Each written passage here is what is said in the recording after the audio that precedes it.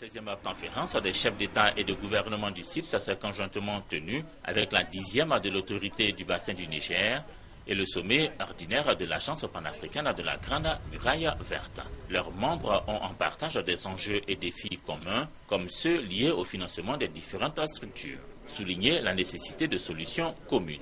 Que ce soit le CILS, l'UMOA, ce sont des organisations qui doivent coopérer ensemble pour donner un nouvel élan aux relations entre les pays africains.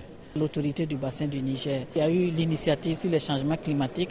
Une étude a été conduite en sa phase 2 et nous avons ensemble évalué cette étude-là et nous avons encouragé donc la mise en place d'une 3e phase parce que tous les pays connaissent les effets des changements climatiques et il était bon que ensemble nous puissions avoir un même regard pour vraiment aider nos populations à pouvoir s'adapter aux effets néfastes des changements climatiques. Nous avons pris un certain nombre de décisions quant au financement de l'autorité du bassin du Niger et aussi quant à la construction d'un siège propre à l'ABN et aussi quant à la célébration du 50e anniversaire de cette autorité. La présente rencontre était d'intérêt pour plusieurs raisons. Les cotisations au niveau de cette organisation sont importantes pour pouvoir faciliter son fonctionnement.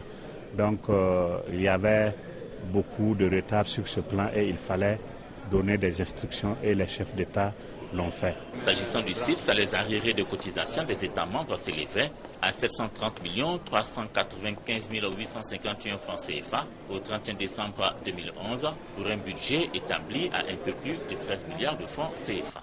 Le Conseil des ministres du comité permanent inter-État de lutte contre la sécheresse dans le Sahel, à CILS, a décidé à N'Djamena de tenir sa prochaine session en novembre 2013 en Côte d'Ivoire.